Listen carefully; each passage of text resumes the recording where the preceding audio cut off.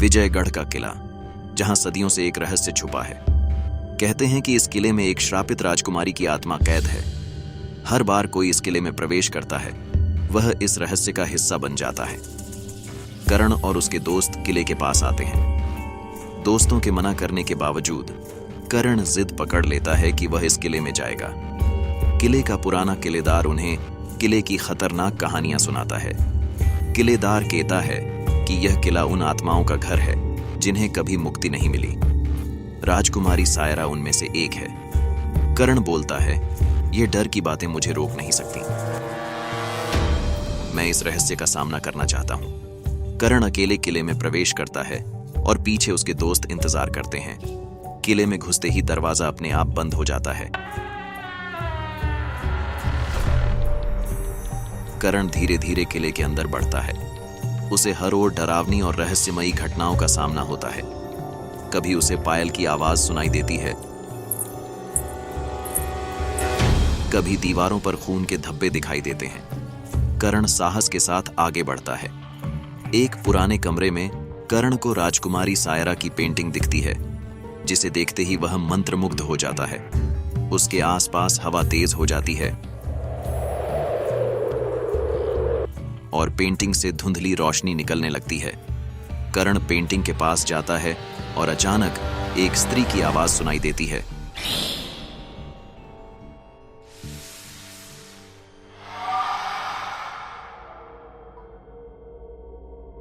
यह राजकुमारी सायरा की आवाज है।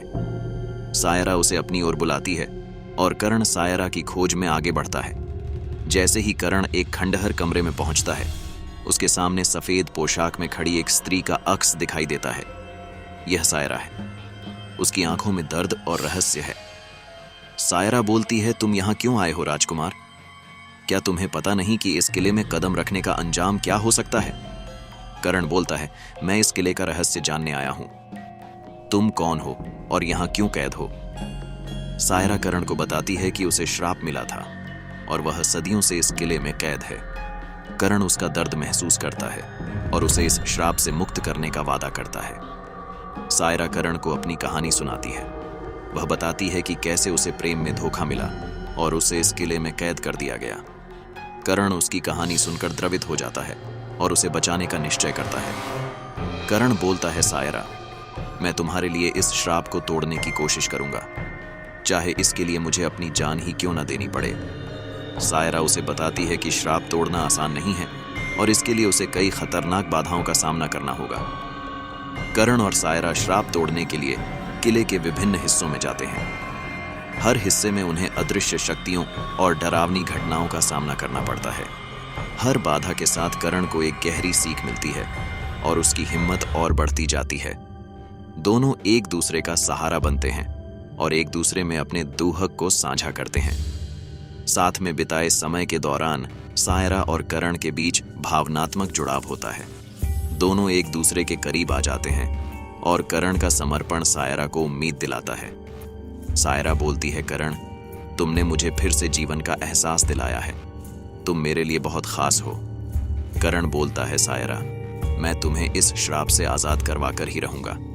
करण और सायरा किले के मुख्य दरवाजे तक पहुंचते हैं, लेकिन वहां एक बड़ी अदृश्य शक्ति उन्हें रोकती है। करण अपनी पूरी ताकत लगाकर सायरा को बाहर ले जाने की कोशिश करता है।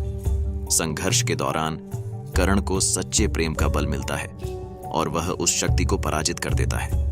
जैसे ही वह सायरा को किले के बाहर लाने वाला होता है, सायरा पीछे हट जाती है। सायरा करण से कहती है कि वह इस किले से बाहर नहीं जा सकती, क्योंकि श्राप की सीमा उसे बांध कर रखेगी।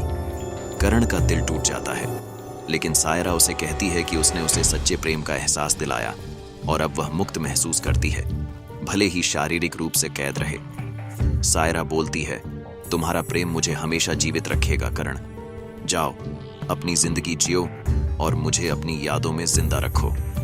करण की आंखों में आंसू आ जाते हैं और वह मजबूर होकर किले से बाहर निकलता है।